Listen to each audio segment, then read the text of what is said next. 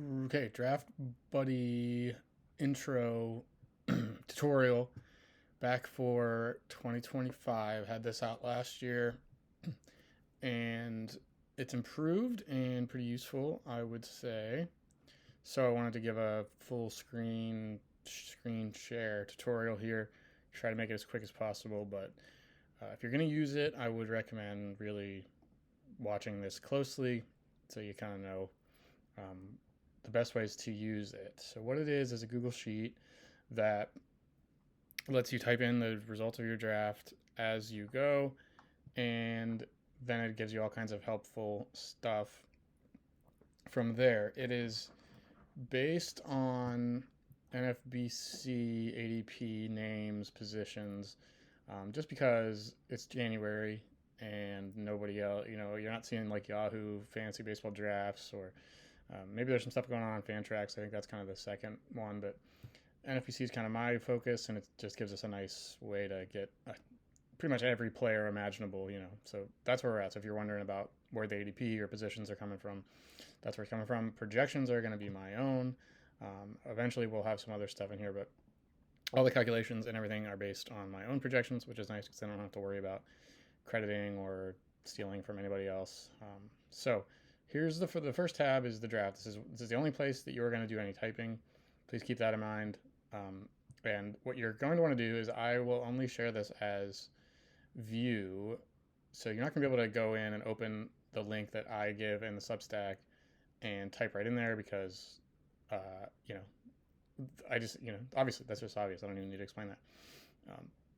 So what you're going to do first when you open it is File, make a copy. You could also download it if you'd rather use Excel on your own computer, whatever. It should all work.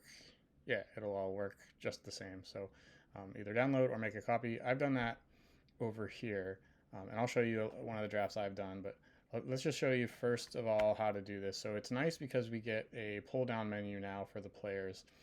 So you can either use the pull down or just start typing, and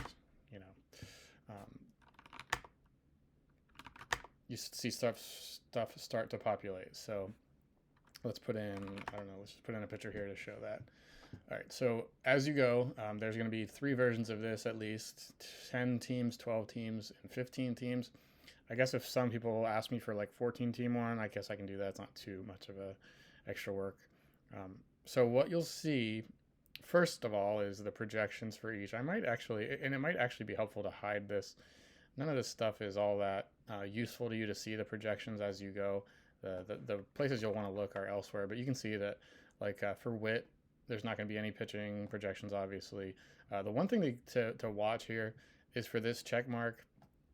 It should be fine because last year if you'd have to type the names in yourself, and if you typed in a name wrong, like CJ Abrams without the dots, or you missed somebody's junior on their name or something, then the projections wouldn't be able to look up. But since I have made all the names uniform and restricted what you can input here, that shouldn't be a problem. But if you ever do see a red X show up here, something went wrong and you won't get the projection, and the rest of the thing won't get messed up.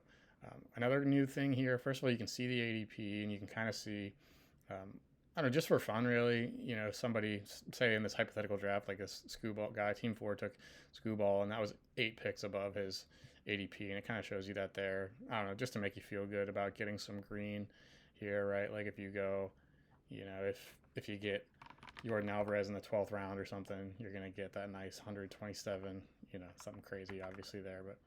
All right, so that's what you do. You just type in as you go. You can't change these.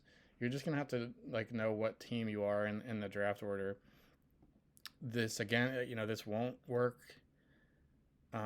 for like keeper leagues where the order is not the same. It's really only going to work for 12 or, redraft snake drafts where everything's not, there's no draft pick trading or keepers or anything like that. I guess you could, if you're good at the Excel, you could figure out how to finagle it to switch some stuff around, and things should still work, but I'm just going to go over the basics for right now. All right, so to do the rest, well, let's go. Yeah, I'll go ahead and show you one that I put together. Just I put some data in here. This was the first few rounds of an actual draft that I did. I was team 8 in this one, I think. So just in case you were wondering about that. So here's what it looks like after, what did I put in? 8 rounds, 9 rounds are done. We have a red X here. That's because I don't have a projection for Sasaki. Eventually I will. And then as the draft season goes on, every time I update the projections, I will rerun these. I will refresh these, so those projections will be changing. So if you download one today or save one off to your Google Drive today, and your draft is in a month or 2 months, like make sure you get the fresh copy the day before the draft, because after you copy it into your own Google Drive or download it on your computer, obviously I can't touch it. My new projections aren't going to go in there. But here's just an example of that red X. Like, hey, by the way, you took Sasaki, and I don't have a projection for him. You can either put in your own projection or just know that you're missing that when you're looking at other things. So the tracker here first, this has two kind of trackers. I just kind of put them all in here for automation purposes. This is pretty ugly, but first you have your position tracker. So this is how many, team one here had 5 starters, 1 reliever. This is just the roster counts, how many of each position you have. 4 hitters, 5 SPs. That's that. And if you don't like to see all that, which I can understand, especially early on, you can hide columns like that. It's good to have some Excel skills to kind of help you work with this. Or you can hide these stats. And here's your running calculations of all this projected stats you've drafted. So team 4 here, kind of leading the charge in this draft, 186 home runs for the guys he drafted. And then if you go look at, you can slap a filter on here. You can also just summarize your draft like this. Use a filter. You can see that this guy drafted Judge, O'Neill Cruz, Westberg, and then that all summed up to that 186 homers. And it summarizes it all here very nicely. These are done, the average on base percentage, slugging, OPS, these are done in the proper way of not just taking the average of the average. It actually adds up all of the, like just for batting average, it adds up hits and at bats for your team and then does the division. Because, like if a guy hits 300 over 400 plate appearances, that's not nearly as good as hitting 300 over 600 plate appearances. So just know that that's the proper way to do it. I'm not just averaging the averages and weighting them all the same. Same with ERA, WHIP, K/9, holds. So I tried to put all the categories that I know I don't have everything covered here. I don't have like caught stealing or some of those other substandard, non-standard categories you might have, but I've got the main ones in here. And again, if you're good with Excel, you can add on to this. Like you can kind of just copy what I did. It's a little bit more complicated, but you should be able to do it.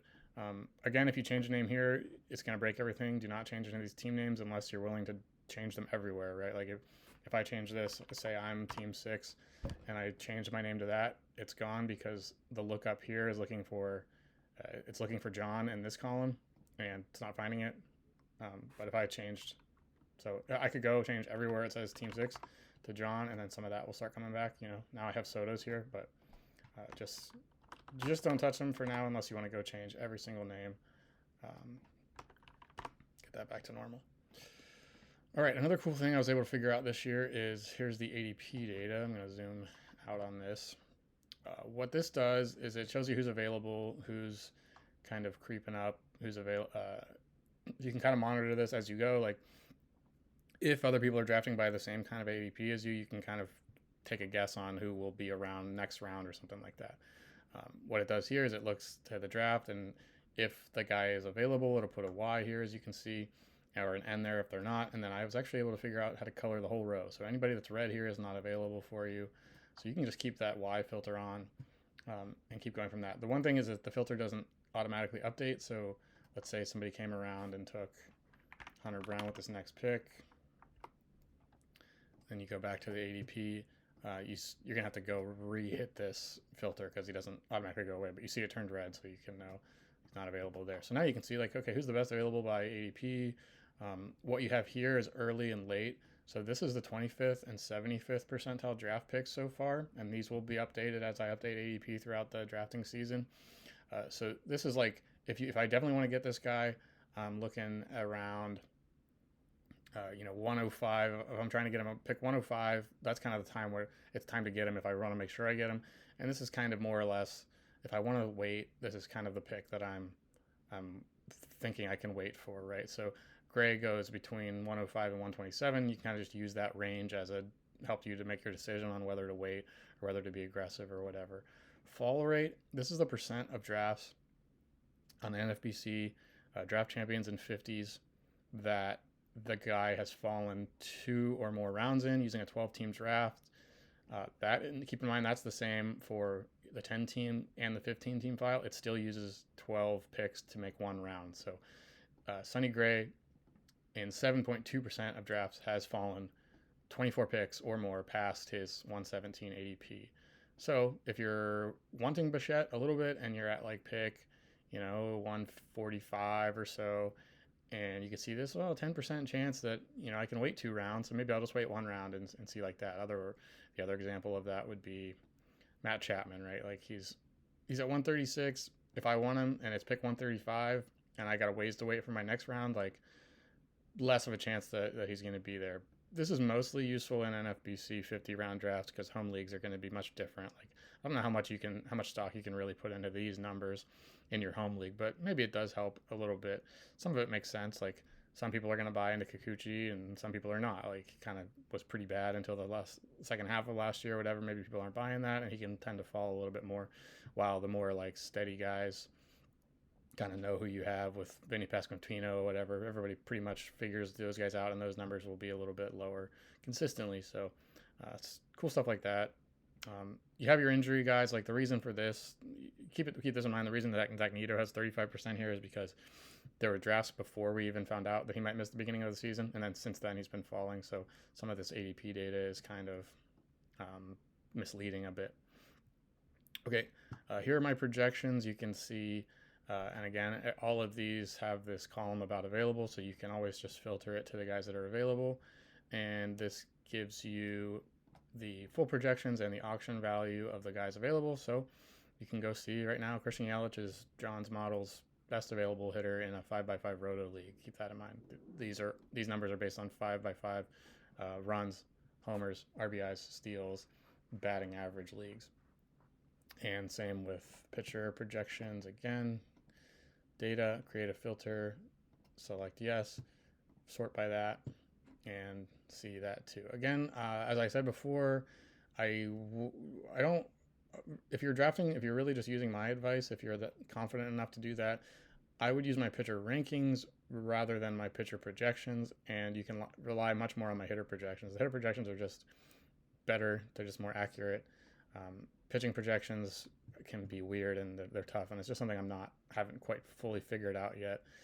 So keep that in mind. To not don't treat this as the gospel, as like the greatest thing in the world, right? Like I would certainly take Shane McClanahan over Sean Manaea, even though we got 387 on Manaea and 384 on McClanahan, stuff like that. So keep that in mind. Okay, Prodigy Systems, this one's blank, but I will eventually start. I'm going to fill this tab out when the other systems come out. Steamer, ATC, the Bat. I'll probably have to check with those guys just to make sure it's okay that I put it in here. So if they're hesitant about that, then I'm probably not going to do it. But for now, I have a tab there just to fill in other projection systems here if you want that. Hitter ranks. So the next two here are my rankings. These are not finished yet. Please keep this in mind if you're drafting in the next few weeks. I'm not even done ranking players yet, and this is just all this is a copy of my current rankings. So what you'll find right now is like there are no Dodgers, there are no basically the 7 best teams in the league as the time I write this right now, and then you can even see like there's a typo there. I typed NTM with somebody, I guess. So if you're drafting now, don't touch this until you see all 30 teams in this list. But those will be done by the end of January for sure. So I'm guessing most of you are going to be using this in February or March. So if you're into that time period, you shouldn't have to worry about that. So again, filter it to Y, and you can see my top ranked players. Also a very good idea to do this by position. So you how to do that. If you want to just show all third basemen, like it's not the easiest filter in the world because you have all these different positions. Like you go click through here and find every 3B. Otherwise, what I would recommend is just clear it, hit that clear button, type 3B into the search box, hit select all, hit OK, and that'll filter it to all the third basemen. Once again, they're not all here yet, but they will be in a couple of weeks. So that can help you see I'm looking for a third baseman who's best available, kind of compare my ranks with the projections or whatever your team needs, whatever. Just be smart with it. SP ranks more the same there. And then I will have relief pitcher rankings in here. I'll have to make a new tab for that. It'll just match this one, but it's not done yet because that's the last thing I do. Another cool thing you can do is first are we clear here? Yeah. All right. Another thing is I made you a targets tab. It's going to be empty because this is for you to use. So this is a way where you can set up, look, if you have a list of guys that you really want, say that you really want Dave Festa, say you really want Bubba Chandler, whatever. And let's say you want Quinn Matthews, kind of guys that some young pitching upside. You can fill that out. It'll fill in their ADP here. And then this thing does a little bit of a calculation about what draft pick we're currently at. So we're currently at pick 110 in this simulated draft, and that's happens to be correct. I just did you can learn Excel in here too. See the formulas I did. So I just took 1,000, take 1,000 and subtract it by the blank cells in that draft E column. And that tells you we're at pick 110. His ADP is 277. We're about 167 picks away from being concerned about him. What you can do is just filter this by that. And then as soon as this gets under whatever you want, 30, 25, go ahead and pull away. You just kind of another way to give an idea about if I have a list of players that I really want, when should I take them? Kind of some advice on that. And then one last thing, although I may add more on, but here's a bullpen data sheet. This is actually just a copy of another resource I have, 2025 bullpen data. If you're in very deep leagues and FBC stuff, like this gives you an idea about for speculating on saves. It kind of just gives you the current bullpen setups and all of this stuff. This spot is roster resources. That's what they're suggesting. So you can go ahead and just look at who the closers are right now, at least the best guesses at them, and you'll see that here. If you're looking at, say you're in a 50-round NFBC draft and all the main closers are down and you want to take, okay, who are the best backups? Here's my advice. You can do this however you want, but first, what I'm looking to do in my drafts is I'm going to the setup man, SU7 and SU8, and then I'm going to start looking for high strikeout guys with high fastball velocity, right?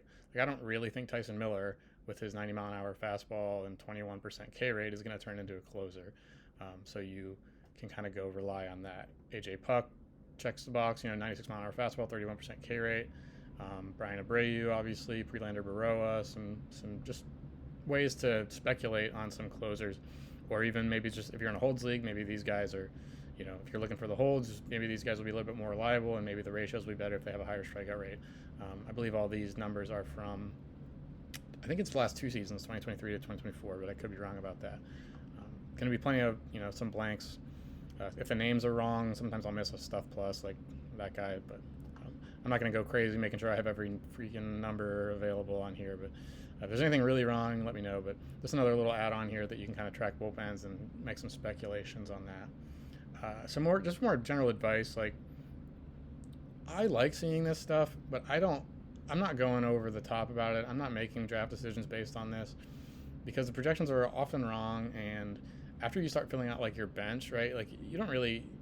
This is most useful for about the time you're finishing up your starting lineup and hitting, just to have some idea. I mean, again, projections are not the gospel. They're good to use, but just because I'm at 117 homers right here or something like that doesn't mean I'm going to go out and just immediately pick up the highest home run guy or something like that. But it's a good guide just to see, okay, generally where I'm at. I mean, I would really like my strategy.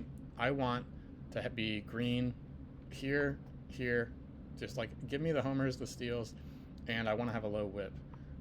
And let's see if I did that. I think I was team 8, like I said. So yeah, I was green in steals because this was kind of just what I was aiming for here. I wanted these three numbers. I wanted to be high in homers, high in steals, and low in whip. And I did that. And my K per 9 was pretty nice here as well. I didn't care about holds, obviously, because that's not a holds league. But those are my targets. I'm really not going to, I don't really care too much if I have a low projected batting average. And runs and RBIs and stuff are really kind of random too. But anyway, that's more of a strategy point than a tools point. So yeah, you find the links in the resource glossary of the Substack page, 10 team, 12 team, or 15 team. Hit make a copy here and go to town on it. Send a comment or an email if you need any help on that, and let me know what else you might want to see me add. I will continue to work on it. Maybe I'll even make the ranking page look a little bit better, but for now, remember, learn those filtering skills, and stuff like that. I'll show you that one more time just because that really helps to know how to filter and how to search and whatnot. So that's it for the Draft Buddy tutorial. Thanks for being a subscriber. Thanks for checking it out.